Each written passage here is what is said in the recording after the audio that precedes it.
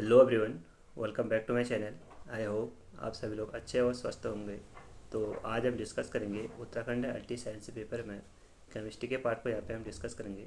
इसमें आज हम जो केमिकल काइनेटिक्स है उसके पार्ट 2 को यहाँ पे डिस्कस करेंगे। इससे लास्ट वाले लेक्चर में हमने इसके पार्ट फर्स्ट को डिस्कस किया था। उसमें हमने बहुत से कॉन्सेप्ट को सीखा। तो आई होप आप सभी ने वो सभी कॉन्सेप्ट ध्यानपूर्वक देख लिए होंगे। ठीक है, तो आज के क्वेश्चन को भी ध्यानपूर्वक सॉल्व करें, क्योंकि यहाँ पे हम एक से एक नए कॉन्सेप्ट को और सीखेंगे। तो आप सभी लोग लेक्चर के एंड तक जरूर बने रहें। तो आइए डिस्कस करते हैं आज के फर्स्ट क्वेश्चन से। तो यहाँ पे फर्स्ट क्वेश्चन है, consider the reaction 2N2O4 is equal to 4Na2 if इसकी वैल्यू यहाँ पे दी है और इसकी वैल्यू यहाँ पे दी है। तो यहाँ पे देखो, यहाँ पे सबसे पहले लिखा गया इसका rate of reaction. Rate of reaction क्या होता है? Rate of reaction is equal to जो भी रिएक्टेंट के कंसंट्रेशन में चेंज होगा या प्रोडक्ट के कंसंट्रेशन में चेंज होगा पर यूनिट टाइम, उसी को बोलते हैं हम रेट ऑफ रिएक्शन। यानी change in concentration of the reactant divided by change in time is equal to change in concentration of the product divided by change in time. अब यहाँ पे देखो, सपोज यहाँ पे हम ग्राफ के थ्रू समझेंगे।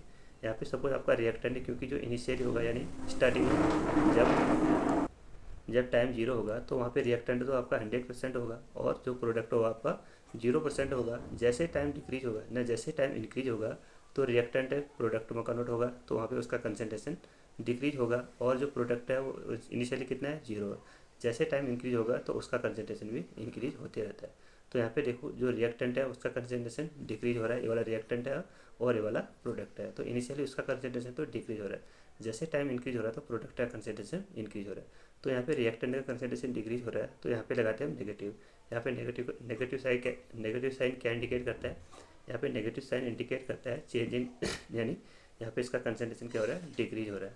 और यहाँ पे प्रोडक्ट है, प्रोडक्ट के यहाँ पे क्या हो रहा है, इंक्रीज हो रहा है। तो यहाँ पे लगाते हैं हम प्लस। तभी यहाँ पे रिएक्टेंट के साइड हम नेगेटिव साइन लगाते हैं और प्रोडक्ट के साइड पॉजिटिव साइन लगाते हैं। तो यहाँ पे देखो, जो इसको यहाँ पे इसका रेट ऑफ रिएक्शन लिखा गया, यहाँ पे इसका रेट ऑफ रिएक्शन लिखा गया, तो इसकी वैल्यू यहाँ पे ए डी की है और इसकी वैल्यू यहाँ पे ए डी की। जो भी यहाँ पे स्टोइकोमेट्रिक कोएफिशिएंट है उसको लिखते हैं 1 अपॉन उसके रेशियो में, उसके जो भी यहाँ पे स्टोइकोमेट्रिक कोएफिशिएंट लिया जाता है उसको यहाँ पे डिवाइड में लिखते हैं, यानी 1/2 is equal to D N2O4 divided by dt is equal to, यहाँ पे कितना स्टोइकोमेट्रिक कोएफिशिएंट है 4, तो इसको लिखेंगे 1/4 DNO2/dt। तो यहाँ पे 1/2 इसकी वैल्यू कितनी दी, यहाँ पे इसकी वैल्यू दी, यहाँ पे जो ये वाली इतना पार्ट, इसकी वैल्यू कितनी दी यहाँ पे k इज इक्वल टू 1/4, और इसकी वैल्यू कितनी दी ये वाले पार्ट की, इतने वाले पार्ट की वैल्यू कितनी दी यहाँ पे k डैश, इसकी वैल्यू दी यहाँ पे k डैश। तो यहाँ से आ गया आपका k/2 is equal to k dash upon 4। तो इससे कैंसिल, तो यहाँ से आ गया k dash is equal to 2k। तो कौन से ऑप्शन हो गए? Option number second is the right answer.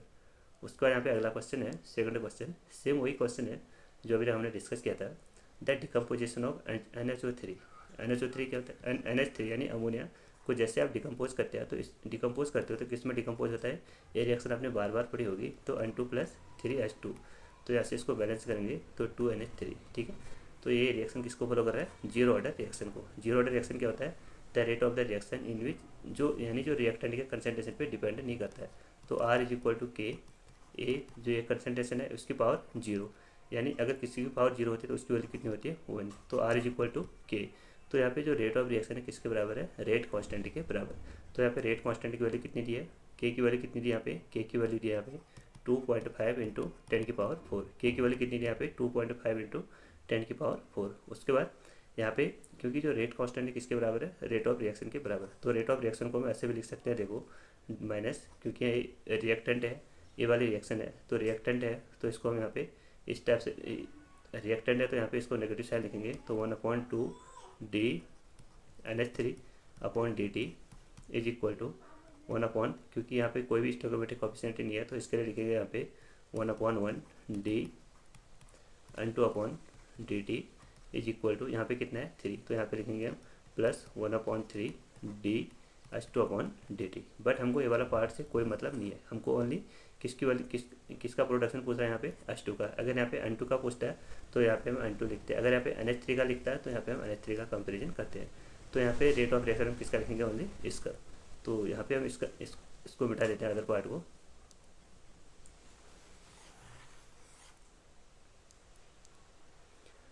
तो यहाँ पे कितना आ जाएगा देखो, 1/2 dH2/dt किसके बराबर है, के बराबर, के बराबर है, ठीक है। तो यहाँ पे देखो dH2/dt is equal to 2 into के, यहाँ पे के की वैल्यू कितनी है 2.5, तो यहाँ पे लिखेंगे हम 2 इंटू 2 पॉइंट, यहाँ पे 1/3, हाँ यहाँ पे 1/3 आ जाएगा, तो 1/3 ये भी 3 होगा, 2.5 इंटू 10⁻⁴, तो यहाँ से कितना आ जाएगा 7.5 इंटू 10⁻⁴।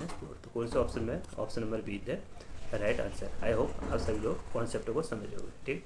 तो उसके बाद यहाँ पे अगला क्वेश्चन है, in a second order reaction the unit of the rate constant. कल मैंने आपको एक जनरल फार्मूला बताया था रेट कांस्टेंट का, मोल की पावर 1 - n, लीटर की पावर n-1 पर सेकंड। तो यहाँ पे सेकंड ऑर्डर पूछा है, तो यहाँ पे एन की वैल्यू कितनी रखेंगे हम, एन की वैल्यू कितनी रखेंगे यहाँ पे 2, तो एन की वैल्यू 2 रखेंगे, तो मोल 1 - 2, लीटर 2 - 1 पर सेकंड है। तो यहाँ से कितना आ जाएगा, मोल की पावर -1, लीटर की पावर +1 एंड पर सेकंड। कौन सा ऑप्शन है, ऑप्शन नंबर बी है, यानी second is the right answer. आप ये वाले टर्म को याद कर लें, इससे आप किसी भी रिएक्शन के यूनिट को लिख सकते हो, ठीक है, किसी भी ऑर्डर के यूनिट को लिख सकते हो।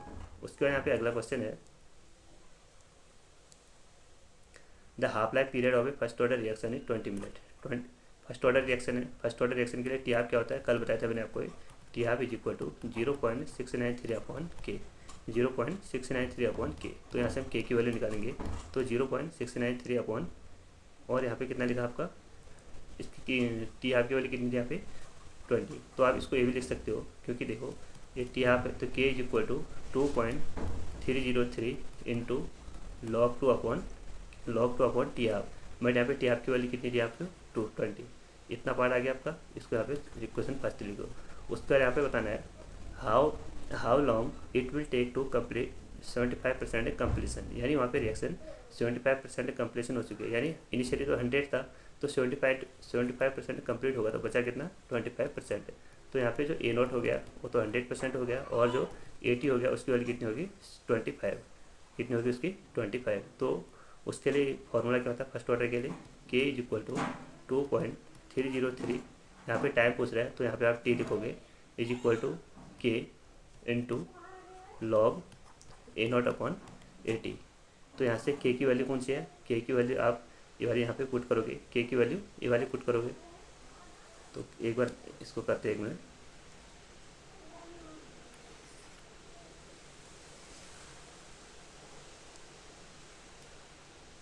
तो के की वैल्यू कितनी आ रही, के की वैल्यू आती 2.303 into log 2 divided by T half कितना था 20। उसके बाद इस वाले फॉर्मूले में आप पुट करोगे, तो के ना टी इज इक्वल टू 2.303 और के की वैल्यू कितनी यहाँ पे 2.303 इंटू log 2, और जो यहाँ पे 20 है तो ऊपर चले जाएगा, ठीक है, इंटू, और यहाँ पे log A0 कितना है, इनिशियली मैंने बताया था कि जब रिएक्शन स्टार्ट होती है, स्टार्ट ही नहीं होती रहती, तो जब टाइम 0 होता है तो वहाँ पे वो इनिशियली कितना होता है वो 100% होता है।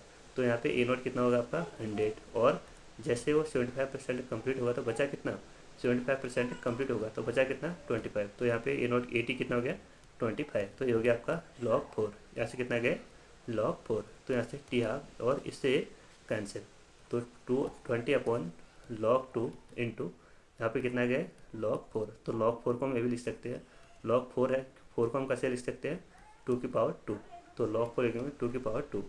तो ये हो गया आपका, 1 minute,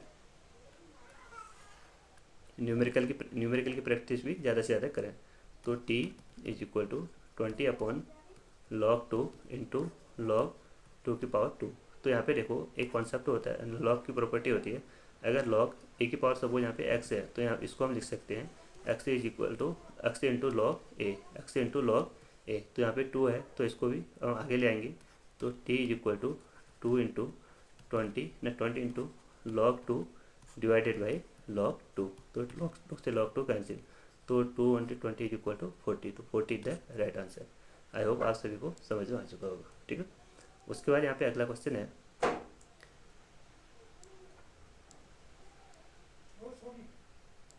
if the activation energy, तो यहाँ पे आपको एक्टिवेशन एनर्जी दिया फॉरवर्ड रिएक्शन, इसकी वैल्यू यहाँ पे 15 केल्विन इसकी यहाँ पे वैल्यू दी है, और हीट ऑफ रिएक्शन यानी डेल्टा एच की वैल्यू यहाँ पे दी है ये वाली। आपको यहाँ पे निकालना है activation energy of the back water reaction, activation energy of the back water reaction. तो यहाँ पे हम टू टाइप की रिएक्शन को डिस्कस करते हैं। एक तो होता है आपका एक्सोथर्मिक रिएक्शन, एक तो होता है आपका एक्सोथर्मिक रिएक्शन यानी जहाँ पे डेल्टा एच की वैल्यू कैसी डेल्टा एच की वैल्यू नेगेटिव होती है। एंड सेकंड होता है आपका एंडोथर्मिक रिएक्शन। एंडोथर्मिक रिएक्शन क्या होता है, जहाँ पे डेल्टा एच की वैल्यू यानी हीट ऑफ रिएक्शन यानी चेंज इन एंथैल्पी की रिएक्शन कितनी होती है, उसकी वैल्यू होती है यहाँ पे पॉजिटिव। ये वाले क्वेश्चन में डायरेक्ट पूछता है। उसके बाद यहाँ पे ग्राफ पूछता है, उसके बाद यहाँ पे ग्राफ पूछता है, यानी ये हो गया आपका एनर्जी और ये हो गया आपका रिएक्शन कोऑर्डिनेट। तो एक्सोथर्मिक के केस में क्या होता है, देखो जो रिएक्टेंट है उसकी एनर्जी ज़्यादा होती है एज़ कम्पेयर टू प्रोडक्ट। ये हो गया आपका रिएक्टेंट और ये हो गया आपका प्रोडक्ट, यानी जो रिएक्टेंट है उसकी एनर्जी कितनी है ज़्यादा, उसकी एनर्जी ज़्यादा है एज कम्पेयर टू प्रोडक्ट। और जो सेकंड होता है आपका एंडोथर्मिक रिएक्शन। सेकंड क्या होता है आपका एंडोथर्मिक रिएक्शन, जो एनर्जी है, और सेकंड हो गया आपका रिएक्शन कोऑर्डिनेट। तो यहाँ पे जो एंडोथर्मिक रिएक्शन होता है वहाँ पे जो रिएक्टेंट है उसकी एनर्जी कम होती है एज कम्पेयर टू प्रोडक्ट। यहाँ पे देखो दोनों ग्राफ एक दूसरे के इन्वर्सली प्रोपोर्शनल है। ये हो गया आपका रिएक्टेंट और ये हो गया आपका प्रोडक्ट। और इस वाले गैप को इसके थ्रू समझते हैं। देखो आई होप आप ये दोनों ग्राफ को समझ चुके होंगे, ये दोनों ग्राफ को अच्छे से समझ लेना। उसके बाद यहाँ पे देखते हैं हम ये वाला पार्ट है, क्योंकि ये रिएक्टेंट और प्रोडक्ट में कन्वर्ट हो रहा है। ये तो हो गया आपका फॉरवर्ड रिएक्शन, और जो प्रोडक्ट है वो रिएक्टेंट में कन्वर्ट होगा तो हो गया आपका backward reaction.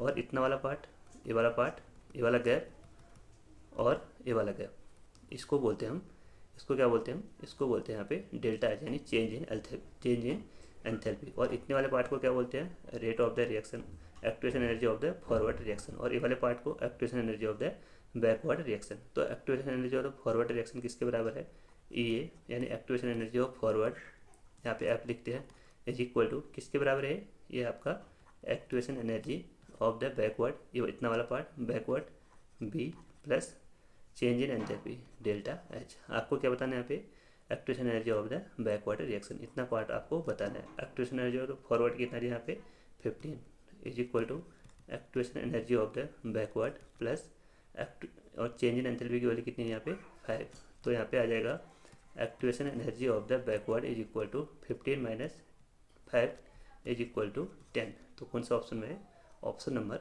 First is the right answer. I hope आप सभी इस वाले क्वेश्चन को समझ लोगे।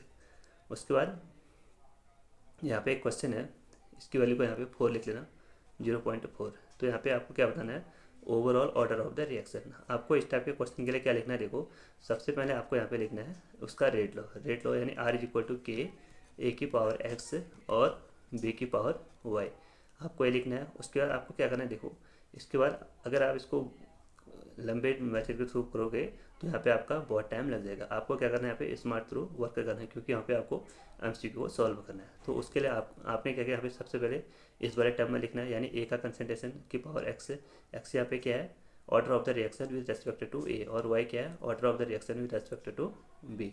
और एक्स प्लस वाई दोनों को हम ऐड कर देंगे तो क्या हो जाएगा, X order of the reaction with respect to A and B. तो आपको क्या करना है, यहाँ पे देखो जो रिएक्टेंट का जो कंसंट्रेशन ए है और जो कंसंट्रेशन बी है उसमें एक वैल्यू ऐसी आ जाएगी जो दोनों में कांस्टेंट रहेगी। यानी आपको क्या करना है, एक की वैल्यू को कांस्टेंट रखना और दूसरे की वैल्यू को देखना वहाँ पे।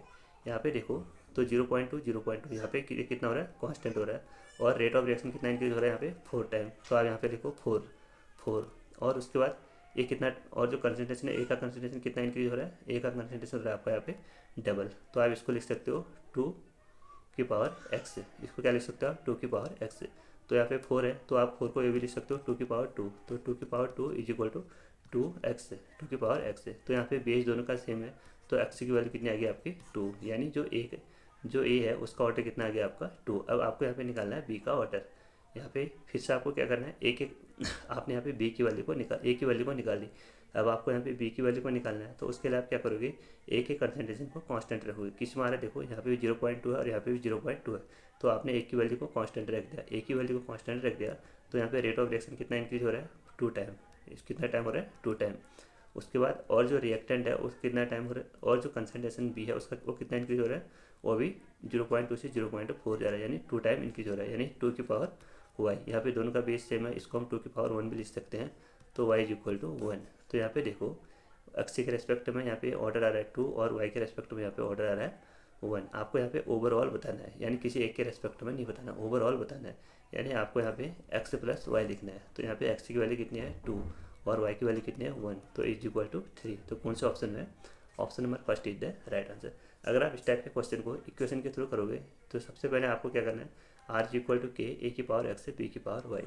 उसके बाद आपने क्या करना है, यहाँ पे हर एक जो भी यहाँ पे जो भी यहाँ पे वैल्यू दिया है सबके लिए यहाँ पे इक्वेशन बनाई है। सपोज यहाँ पे आपने क्या किया, सब एक फर्स्ट इक्वेशन बनाई 0.01 रेट इज इक्वल टू ए का कंसंट्रेशन कितना है 0.1 उसकी पावर एक्स, और बी का कंसंट्रेशन कितना है 0.2 उसकी पावर वाई। उसके बाद इसके दूसरे के लिए भी बनाओगे 0.4 इज इक्वल टू 0.2 की पावर एक्स और 0.2 की पावर वाई, और वैसे सेम उसके लिए बनाओगे 0.2 नहीं, इसका रेट कितना है 0.08 इज इक्वल टू 0.2 उसकी पावर एक्स और 0.4 उसकी पावर वाई। उसका आपको क्या करना है, इसको अगर डिवाइड करोगे तो फिर जो आपका आंसर ए निकलेगा।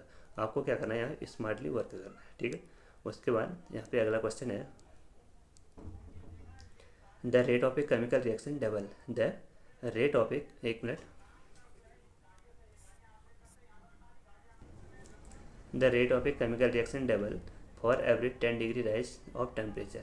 If the temperature is raised by 60 degree Kelvin, 60 degree Celsius, then the rate of the reaction. आपको यहाँ पे एक हम इक्वेशन पढ़ते हैं RNS equation, K is equal to A की power minus A upon R T, यानी जो रेट ऑफ रिएक्शन और जो टेम्परेचर है उस पर यहाँ पे रिलेशन बताता है हमारा RNS इक्वेशन। इसी के थ्रू हम एक और टर्म यहाँ पे पढ़ते हैं टेम्परेचर कोफिशिएंट। टेम्परेचर कोफिशिएंट यानी temperature coefficient is equal to temperature in degree Celsius plus 10 upon temperature in degree Celsius. यानी आप यहाँ पे किसी भी रिएक्शन में अगर उसका टेम्परेचर 10 डिग्री सेल्सियस इंक्रीज कर देते हो, 10 डिग्री सेल्सियस इंक्रीज करते हो तो उसका जो रेट ऑफ रिएक्शन है, उसका जो रेट ऑफ रिएक्शन है वो 2 से 3 टाइम इंक्रीज हो जाता है। यानी अगर किसी भी रिएक्शन में आप टेम्परेचर को 10 डिग्री सेल्सियस इंक्रीज करते हो तो वहाँ पे जो उसका रेट ऑफ रिएक्शन होता है वो 2 से 3 टाइम इंक्रीज हो जाता है। तो यहाँ से जैसे आपने 10 डिग्री सेल्सियस इंक्रीज किया तो rate of reaction 2 time increase हो गया। बट यहाँ पे आपको कितना टाइम बताना है 60 टाइम, तो 60 अपॉन 10 डिग्री सेल्सियस तो कितना आ जाएगा आपका 6, यानी एक मिनट, इसको आप ऐसे भी कर सकते हो या डायरेक्ट भी लिख सकते हो। 0 से 10 में गए आप 10 डिग्री सेल्सियस, फिर कितने में गए आपके 20 में, फिर कितने गए 30 में, फिर कितने गए 40 में, फिर 50 में, फिर 60 में। यानी आप यहाँ पे क्या करें इंक्रीज होते रहे। तो हर जैसे आप 10 डिग्री सेल्सियस को इंक्रीज करें तो कितना इंक्रीज हो रहा है उसका रेट ऑफ रिएक्शन 2 टाइम। तो यहाँ पे भी 2 हो गया, यहाँ पे भी 2 और यहाँ पे भी 2, यहाँ पे भी 2 और यहाँ पे भी 2 और यहाँ पे भी 2। तो यहाँ पे टोटल कितना रहा है 2 2 2 1 2 3 4 5 6, यानी 2 की पावर 6। तो जब 2 की पावर 6 इसको कैसे लिखता है देखो, 2 into 2 into 2 into 2 into 2 into 2, यानी 2 दूनी 4 दूनी 8 दूनी 16 दूनी 32 दूनी 64, यानी 64 इज द राइट आंसर। यानी आप जैसे किसी रिएक्शन में आप टेम्परेचर को 10 डिग्री सेल्सियस इंक्रीज करोगे तो रेट ऑफ रिएक्शन कितना इंक्रीज हो जाता है, रेट ऑफ रिएक्शन 2 से 3 टाइम इंक्रीज हो जाता है। तो यहाँ पे डायरेक्ट क्वेश्चन भी पूछता है, ये तो न्यूमेरिकल था, यहाँ पे डायरेक्ट क्वेश्चन भी पूछता है अगर आप किसी रिएक्शन में टेम्परेचर को 10 डिग्री सेल्सियस इंक्रीज करते होते हो तो उसका रेट ऑफ रिएक्शन कितना इंक्रीज होता है, तो उसका रेट ऑफ रिएक्शन 2 से 3 टाइम इंक्रीज हो जाता है। उसके बाद यहाँ पे लास्ट क्वेश्चन है, ये भी वही क्वेश्चन है, सेम क्वेश्चन यहाँ पे रिपीट हो गया। तो आज के लेक्चर को यहाँ पे एंड करते हैं। आई होप आपने यहाँ पे नए कॉन्सेप्ट को सीखे होंगे। तो अगर आप इस चैनल पे नए हो तो चैनल को जरूर सब्सक्राइब करें और अपने दोस्तों के साथ ज़्यादा से ज़्यादा शेयर करें। Thank you.